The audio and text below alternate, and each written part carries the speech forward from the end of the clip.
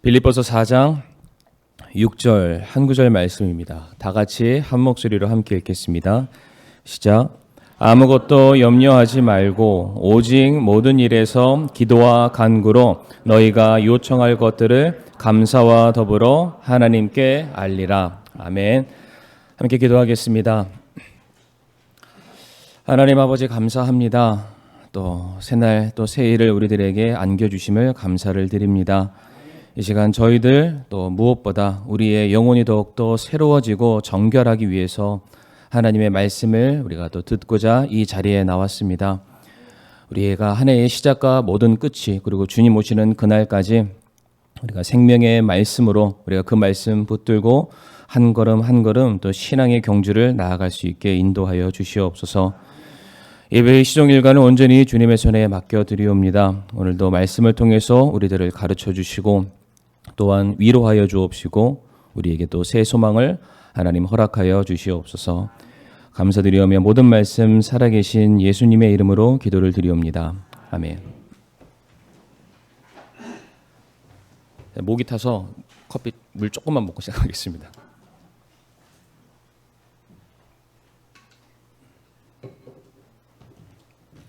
시작하기 전만 해도 입이 안 말랐는데 갑자기 입이 쩍 하고 말라가지고 오늘은 빌립보서 4장 6절 2022년도 교회 표 말씀이기도 한 빌립보서 4장 6절 말씀을 통해서 감사함으로 기도하는 성도라는 제목으로 우리 성도님들과 함께 말씀을 나누길 원합니다. 저희들 새해가 되면은 언제나 그렇듯이 또 계획을 세우고 목표를 정하게 됩니다. 학생들의 경우에는 이제 자기가 원하는 성적을 이루기 위해서, 예를 들어서 몸이 많이 나신 분들은 다이어트를 위해서, 예를 들어서 부동산, 집, 자동차 여러 가지 많은 계획들을 세우게 됩니다. 그런데 언제나 그렇듯이 모든 일들이 이제 작심삼일로 끝나는 경우들이 참 많은 것 같습니다. 성도님들, 왜 작심삼일로 모든 우리들의 계획이 끝날까요? 물론 우리들의 게으름도 있습니다. 우리의 나태함도 있고 우리들의 불성실함이 그 원인이기도 합니다.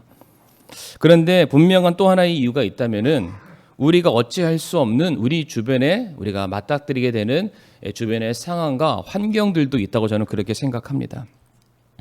우리 사업을 하시는 우리 성도님들의 경우에는 이 코로나와 같은 이와 같은 시기가 2년이나 우리 곁에 이렇게 머물 줄 누가 알았겠습니까?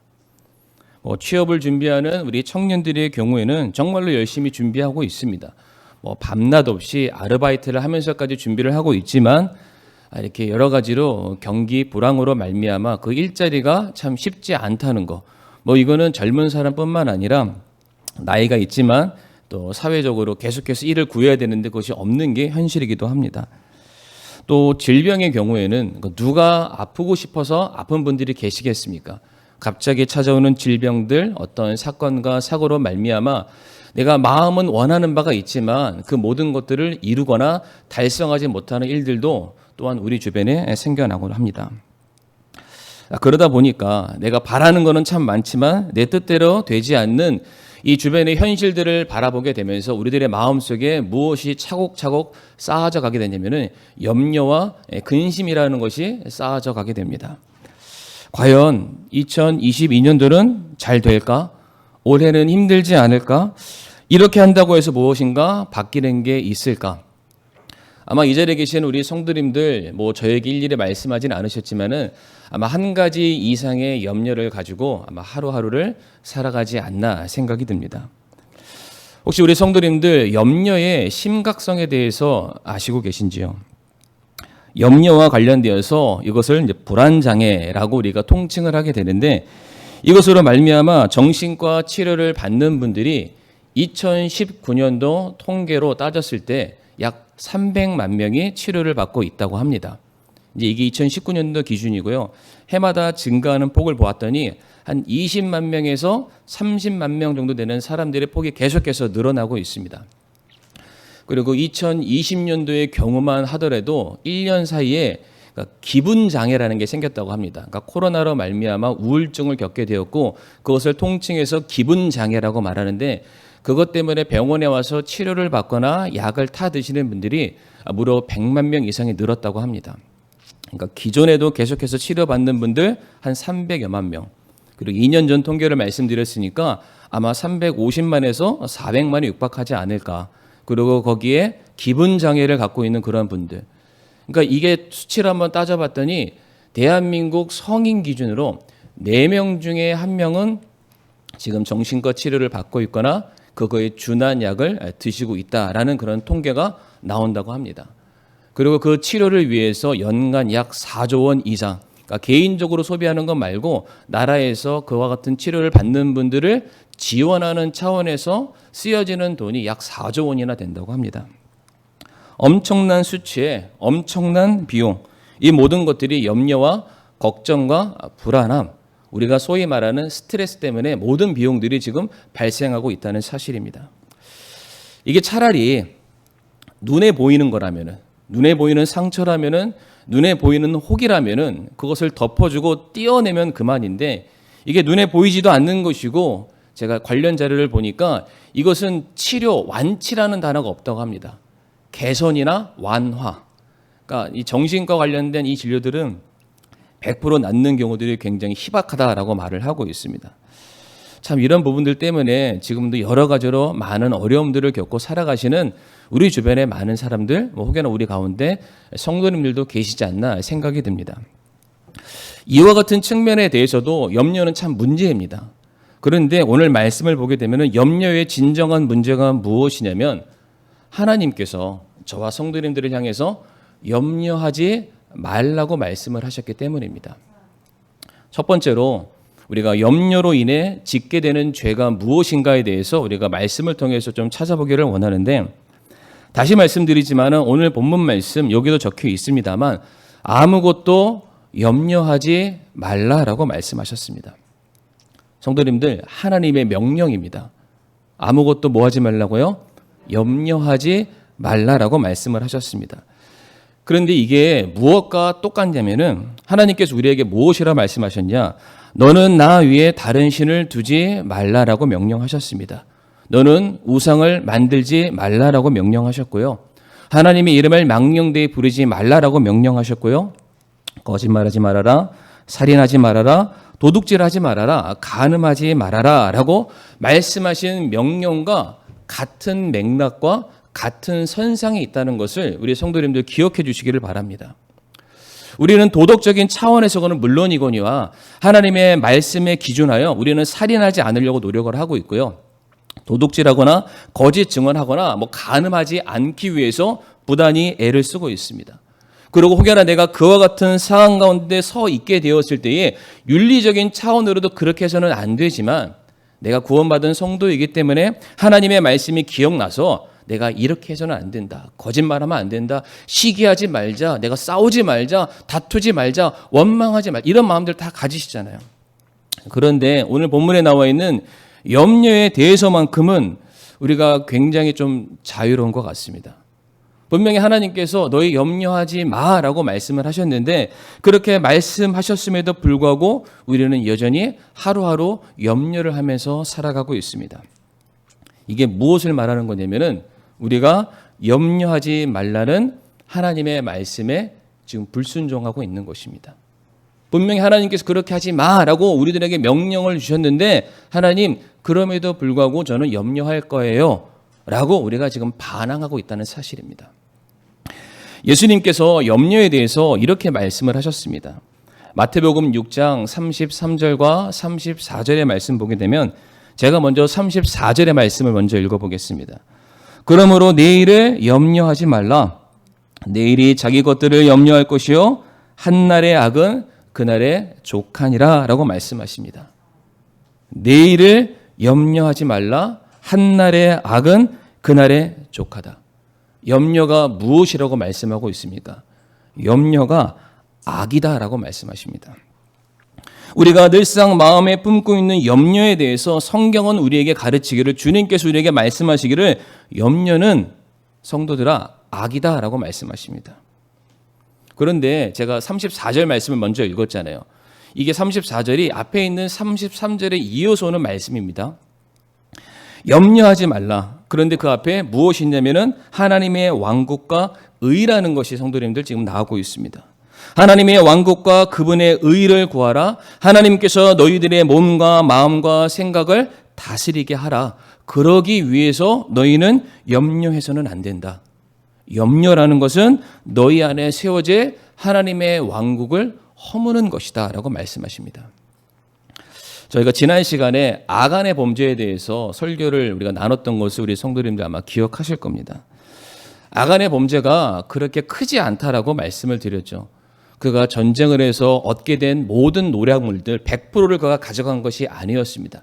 정말로 작은 것, 숨겨서 보이지 않는 정도의 굉장히 작은 것을 가져갔을 뿐이었습니다. 그런데 그 작은 아간의 범죄가 이스라엘 백성들로 하여금 약속의 땅으로 향하는 것이 아니라 다시 광야의 길을 역행하게 만들었고 그들로 하여금 또다시 이집트의 노예 생활을 반복하게 만드는 또 하나의 원인 제공이 되었다라고 말씀드렸던 것을 우리 성도님들 기억하실 겁니다. 마찬가지로 지금 여기에 나와 있는 마태복음 6장 33절과 34절 말씀을 기인해서 설명을 드리면 하나님의 왕국을 무너뜨리는 것, 하나님의 공의를 무너뜨리는 그 걸림돌과 악의 축이 있다면 그것이 무엇이냐? 그것이 바로 염려다라고 말씀하십니다. 그러니까 우리가 그냥 문득 그렇게 될까? 안 될 것 같은데 참 그래. 이렇게 우리가 머릿속으로 갖는 마음속으로 품는 염려라는 것이 별것이 아닌 게 아니다라고 가르치고 계십니다. 아간의 범죄가 작은 일이었지만은 그 작은 일이 더 크고 나쁜 영향을 끼치게 될까봐 하나님께서 그것을 두려워하셔서 그를 그 자리에서 심판하셨던 것처럼 아나니와 삽비라 부부가 감추었던 그 일부가 당대에 부흥하는 교회의 성장을 막아설까봐 하나님께서 염려하셔서 그들을 막아서셨던 것처럼 오늘 본문에 나와 있는 이 염려라는 작은 불씨가 저와 성도님들 마음속에 자리 잡기 시작하면은 그 작은 불씨를 꺼트리기가 힘들다는 사실입니다. 염려는 무엇입니까? 악이다라고 규정하고 계십니다. 뿐만 아니라 성경의 다른 곳을 보게 되면은 근심하는 거, 염려하는 것은 우리가 하나님을 대적하는 것이라고 성경은 가르치고 있습니다. 요한복음 14장 1절 말씀 보게 되면은 너희는 마음에 근심하지 말라. 하나님을 믿고 또한 나를 믿으라. 아멘. 근심하면, 염려하면, 두려워하면은 무엇이 됩니까? 하나님을 믿지 않고 주님을 믿지 않는 것과 똑같다라고 말씀하십니다. 다시 말해 우리가 염려하는 순간 우리는 하나님을 불신하는 것이고 하나님의 명령에 불복종하게 되는 것입니다. 말로는 주여 주여 우리가 아무리 외친다 할지라도 우리가 이 자리에 나와서 찬양으로 하나님께 영광을 돌린다 할지라도 내 마음속에 염려라는 것이 여전히 자리를 잡고 있는 한 우리는 하나님을 믿지 않는 것이고 하나님을 불신하는 것이고 또한 하나님을 대적하는 행위와 동일하다라고 성경은 우리에게 가르치고 있습니다. 그래서 이어지는 요한복음 14장 27절 말씀 보게 되면 나의 평안을 너희에게 주노라 그러니 너희는 마음에 근심하지 말고 두려워하지 말라라고 말씀하십니다. 성도님들 명령입니다. 근심하지도 말고 두려워하지도 말라. 주님께서 말씀하시기를 내가 가지고 있는 평안을 너희에게 줄게. 이 세상에 너희에게 줄 수 없는 내가 너희에게 줄 수 있는 그 유일한 평안과 확신과 소망을 내가 너희에게 줄게. 그 소망이 있는 한, 그 확신이 있는 한, 그 믿음을 너희가 붙들고 있는 한 반드시 너희는 이 세상에서 이길 것이야, 승리할 것이야. 내가 장담하건대 누구도 너희를 감히 범접할 수 없어, 이길 수 없어, 해할 수 없어 라고 주님께서 우리에게 약속을 하셨습니다. 무엇이라고 말씀하셨습니까? 내가 너희에게 내 평안을 주겠다라고 말씀하셨습니다.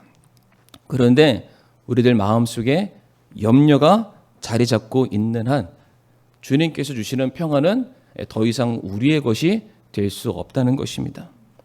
물론 주님께서 우리를 버리시거나 우리 곁에 떠나시는 것은 아닙니다. 그러나 우리가 염려하는 순간 내가 주님으로부터 스스로 한 발짝 뒤로 물러서는 것입니다. 주님의 평안도 참 내게 귀하지만 아직 제 마음속에 해결되지 않는 근심과 염려가 있어요. 저 이거 해결하고 다시 올게요. 그때 저에게 그 평안을 주세요. 이게 너무 말도 안 되는 거잖아요. 그래서 이와 같이 염려하는 이 사람들은 누구의 밥이냐? 베드로전서 5장 7절과 8절 말씀, 우리 성도 여러분들 같이 한번 읽어볼까요? 시작. 너희의 모든 염려를 그분께 맡기라. 그분께서 너희를 돌보시느니라. 정신을 차리라. 깨어 있으라. 너희 대적마귀가 울부짖는 사자같이 두루다니며 삼킬 자를 찾나니. 아멘. 염려하는 자, 누구의 밥입니까? 마귀 사탄의 밥이 될 수밖에 없다. 하나님께서는 분명히 내가 너희에게 평안을 줄 거야. 내가 너희에게 소망을 줄 거야. 내가 너희에게 확신을 줄 거야. 왜? 내가 너희의 아버지고 너희의 창조주이고 너희 구원자니까. 너희는 내 거니까 내가 가지고 있는 모든 평안을, 모든 권능을 너희에게 줄 거야. 그런데 우리들 마음속에 염려라는 죄, 염려라는 악이 자리 잡고 있는 이상 우리는 하나님의 품 안이 아니라 마귀 사탄의 얼마든지 밥이 될 수 있다는 사실을 우리 성도님들 결코 간과하지 마시길 바랍니다. 두 번째로 우리가 살펴볼 것은 염려하지 않기 위해서, 그렇다면 우리가 해야 될 것이 무엇인가라는 것을 우리가 살펴보길 원하는데요. 오늘 본문 말씀 다시 한번 우리가 한 목소리로 함께 읽어보길 원합니다. 앞에 있는 아무것도 염려하지 말고는 읽지 마시고요. 그 뒤에 있는 좀 밝은색 글씨만 읽어보겠습니다. 시작. 오직 모든 일에서 기도와 간구로 너희가 요청할 것들을 감사와 더불어 하나님께 아뢰라. 아멘. 아무것도 염려하지 말고 우리가 가지고 있는 염려를 중단함과 동시에 우리에게 무엇을 하라고 지금 명령하시냐면은 이제 모든 일들에 있어서 너희들이 가지고 있는 모든 근심과 모든 염려와 모든 걱정에 대해서는 이제는 스탑, 중단하고 이제 모든 일에 기도와 간구로 하나님께 아뢰어야 된다라고 가르치고 계십니다. 우리가 염려를 중단하기 위해서 가장 적극적으로 실천해야 될 믿음의 자세가 무엇이냐? 바로 기도다라고 가르치고 계십니다. 나 혼자 끙끙대고 떠안고 있는 모든 문제를 하나님께 내어 맡기는 것, 그래서 내 마음속에 떠나지 않았던, 해결되지 않았던, 풀리지 않았던 그 모든 염려를 내려놓는 순간이 언제냐면은 누군가한테 말하는 순간이 아닙니다. 어떠한 이 문제를 어떻게 해결할까 인터넷으로 검색했을 때 이 문제가 해결되는 것이 아니라 내가 바로 이 문제를 하나님께 내어 맡기는 바로 기도의 순간이, 사랑하는 성도님들, 염려가 끝나는 순간임을 믿으시기를 바랍니다. 우리가 찬송가 389장 아시죠? 내 기도하는 이 시간, 그때가 가장 슬프다? 즐겁다. 확신이 있으니까 즐거운 거잖아요. 감사함이 있으니까 즐거운 거잖아요. 믿음이 있으니까 즐거운 거잖아요. 우리 이영수 집사님 폐회 기도를 389장으로 부탁드리겠습니다. 그때 찬양하실 때는 큰 소리로 정말로 우리가 기도할 때 너무 기쁘다. 기도할 때 확신이 있다. 감사함이 있다. 소망이 있다. 우리가 이렇게 고백함으로 올 새해를 우리가 시작하기를 원합니다. 주님께서는 우리에게 이렇게 말씀하셨습니다. 너희는 먼저 그의 나라와 그의 의를 구하라 라고 말씀하셨습니다. 먼저 구하라 라고 말씀하셨습니다. 먼저 부르짖어야 된다라고 우리에게 가르치고 계십니다. 그의 나라와 그의 의, 하나님께서 우리들의 삶의 모든 것을 통치하시고 다스리심을 너희들이 먼저 인정하고 하나님께 부르짖기만 하면은 그 하나님의 통치와 평안과 놀라우신 은혜가 이제 우리들 마음 가운데 좌정하게 될 것이다. 진정한 평안이 우리 안에 임하게 될 것을 약속하고 계십니다. 성도님들, 우리가 정말로 기도 많이 하잖아요. 정말로 기도 많이 하시죠? 어떤 문제가 있을 때마다, 고민이 있을 때마다, 염려가 있을 때마다 분명한 것은 우리 성도님들 기도하시리라고 저는 그렇게 믿습니다. 그런데 우리가 그렇게 기도함에도 불구하고 왜 기도의 응답이 속히 이루어지지 않는 이유, 그렇게 기도를 열심히 함에도 불구하고 전혀 내가 가지고 있는 상황들이 변하지 않는 이유는 어디에 있다고 생각하십니까? 야고보서 4장 2절 말씀 보게 되면은 너희가 욕심을 내고 갖지 못하고 죽여서 갖고자 해도 얻지 못하나니 너희가 다투고 싸워도 갖지 못함은 너희가 구하지 아니하기 때문이요. 지금 무슨 말씀인지 아시겠습니까?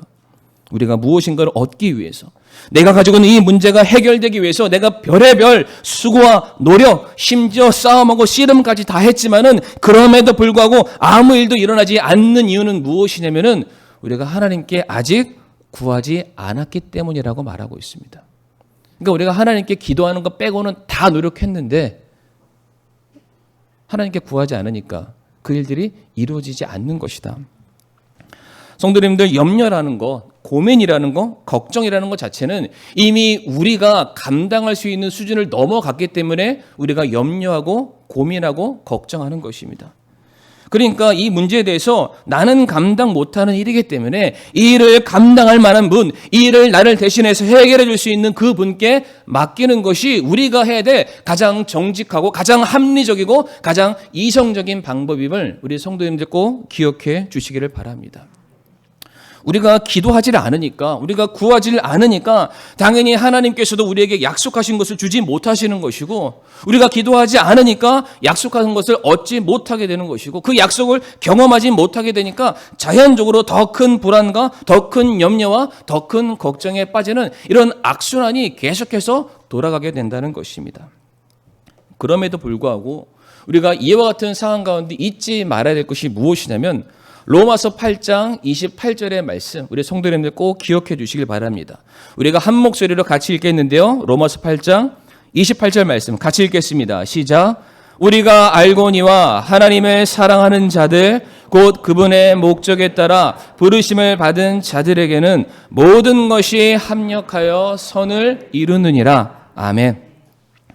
우리가 가지고 있는 염려와 걱정과 낙심되는 모든 상황 속에서도 우리가 반드시 믿고 확신해야 될 것은 우리를 사랑하시는 아버지 하나님께서, 우리를 자신의 눈동자와 같이 살피시는 우리 아버지 하나님께서 반드시 저와 성도님들의 인생을 향한 선하신 계획을 이루실 것을 믿으시기를 바랍니다. 그렇기 때문에 혼자서 어떻게 해보려는 그런 어리석은 행동에서 우리가 벗어나야만 합니다. 때로는 우리가 어린아이처럼 보인다 할지라도 하나님을 향해서 마치 떼를 쓰는 것처럼, 하나님 저 너무 힘들어요. 제 힘으로는 감당하지 못해요. 아니, 어떻게 기도해야 될 그조차도 제가 알 수는 없지만 분명한 것은 내가 하나님의 자녀이니까, 하나님은 나의 아버지 되시기 때문에 제가 하나님께 나아갑니다. 제가 알지 못하는, 제가 감히 상상하지 못하는 아버지께서 나를 위해 계획하신 그 놀라운 선한 일들, 영원 전부터 영원까지 이미 완벽하게 마련해 놓으신 나를 위한 선한 길을 하나님 제발 보여주세요. 그 기도가 오늘 우리가 해야 될 기도라고 저는 믿습니다. 이렇게 우리가 구하기만 하면은 예레미야 33장 3절에 우리에게 뭐라고 격려하고 계십니까? 나를 부르라. 그리하면 내가 내게 응답하고 내가 알지 못하는 크고 능력 있는 일들을 내게 보이리라. 아멘. 누구보다 나를 사랑하시는 하나님께서 나를 위해 대신해서 이루실 놀라운 일들을 너희야 기다려라 라고 말씀하십니다. 우리가 구하는 것보다 더 정확하고 더 확실하게 채우시는 하나님의 놀라우신 그 응답의 손길을 기대해라 라고 말씀하고 계십니다. 바로 오직 하나님만을 의지하여 부르짖는 모든 사람들, 자기의 염려를 자기의 마음속에 쌓아두는 자가 아니라 하나님의 발밑에 내어놓는 자들에게 하나님께서 반드시 약속하십니다. 내게 부르짖으라. 그래야면 내가 내게 크고 놀라운 일들을 보여주리라. 오늘 이어지는 본문이죠. 빌립보서 4장 6절 말씀을 읽었는데 4장 7절에도 이러한 말씀이 있습니다. 동일한 말씀인데요. 그리하면 모든 이해를 뛰어넘는 하나님의 평강이 그리스도 예수님을 통해서 너희의 마음과 생각을 지키시리라. 아멘. 기도하면 우리의 모든 이해를 뛰어넘는 하나님의 평강이 저와 성도님들의 마음과 생각을 지켜주실 것입니다. 우리의 머리로는 감히 상상할 수 없는, 우리가 이 땅에서 경험해보지 못했던 우리의 지식과 우리의 정보를 뛰어넘는, 아니 상식을 더욱더 훨씬 더 훌쩍 넘어서는 하나님의 놀라운 역사가 바로 기도하는 성도들 가운데 임하게 될 줄을 우리 성도님들 믿으시기를 바랍니다. 사랑하는 성도님들, 우리가 하나님께 기도하고 하나님께서 우리를 위해서 일하기 시작한다면 어떠한 역사가 일어나겠습니까? 우리가 성경을 보게 되면 우리가 하나님께 전적으로 내어 맡겼을 때에 하나님의 구원을 바라보는 모든 성도들을 향해서 하나님이 어떻게 일하셨냐면 깊고 깊은 바다를 하나님의 입김으로 부르셔서 그 큰 바다에 길을 내시는 분이 바로 우리의 하나님이십니다. 메마른 광야에서 목말라 갈증에 허덕이는 모든 성도들을 향해서 그들이 간절히 구했을 때에 저 광야에 반석을 쪼개어서 그들의 충분히 먹고도 남을 물을 제공하시는 분이 우리의 하나님이십니다. 때로는 태양을 멈추기도 하시고 때로는 그 땅을 뒤흔드시기도 하시고 이 땅의 위정자들의 마음을 움직여서 한 나라의 흥망성쇠를 이루시면서까지 자기 백성, 자기를 향해 간절히 구하는 자기 백성들을 구하시는 분이 바로 우리의 구주 하나님이십니다. 다시 말해 우리가 기도하면 막힌 담이 허물어집니다. 기도하면 우리들의 마음에 있었던 모든 염려와 걱정과 근심의 담들이 무너지게 될 것을 우리 성도님들 믿으시기를 바랍니다. 우리가 기도할 때에 우리의 모든 이해를 뛰어넘는, 우리가 기도할 때에 우리들의 마음에 뿔리지 않을 것 같은 이 세상의 모든 문제가 반드시 해결될 것이다. 하나님께서 우리를 위해서 대신해서 일해 주실 것이다. 그 믿음을 우리 성도님들 꼭 가지시기를 바랍니다.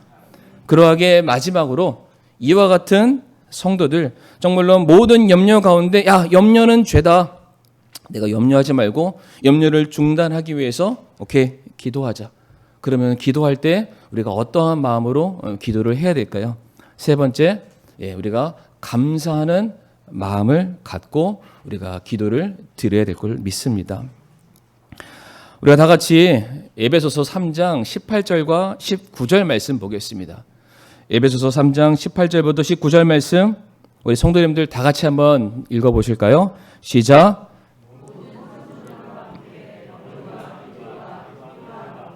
어떠함을 능히 깨닫고 지식을 뛰어넘는 그리스도의 사랑을 알아 하나님의 모든 충만하심으로 충만하게 되기를 구하라. 아멘.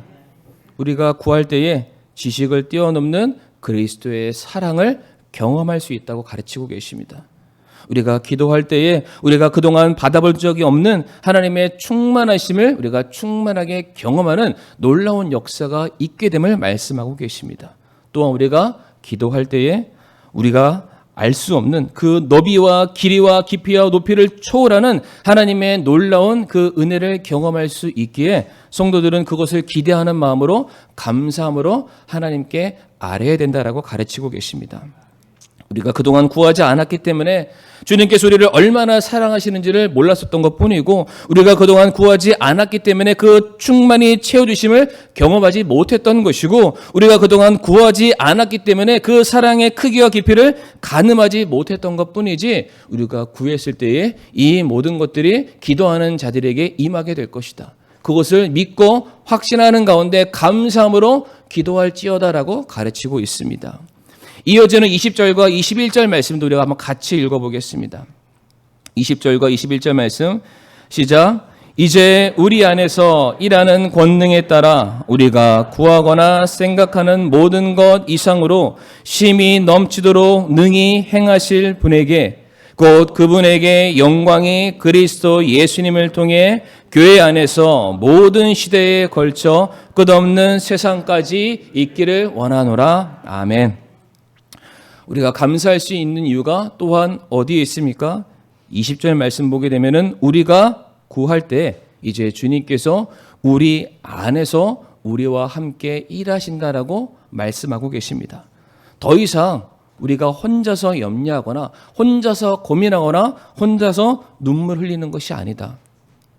마치 우리 어린 아이들이 자기 가지고 있는 그 문제를 해결하기 위해서 엄마 아빠하고 달려가듯이 우리가 부르짖을 때에 마치 주님께서 우리를 그 어린아이 품듯이 자기의 품 안에 안아주시고 이제는 나 혼자 걸어가는 쓸쓸하고 외로운 삶이 아니라 주님께서 이끄시고 주도하시는 인생으로 바뀌게 될 것이다.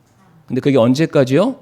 모든 시대에 세세 무궁 영원토록 우리와 함께할 것을 약속하고 계시다는 사실입니다.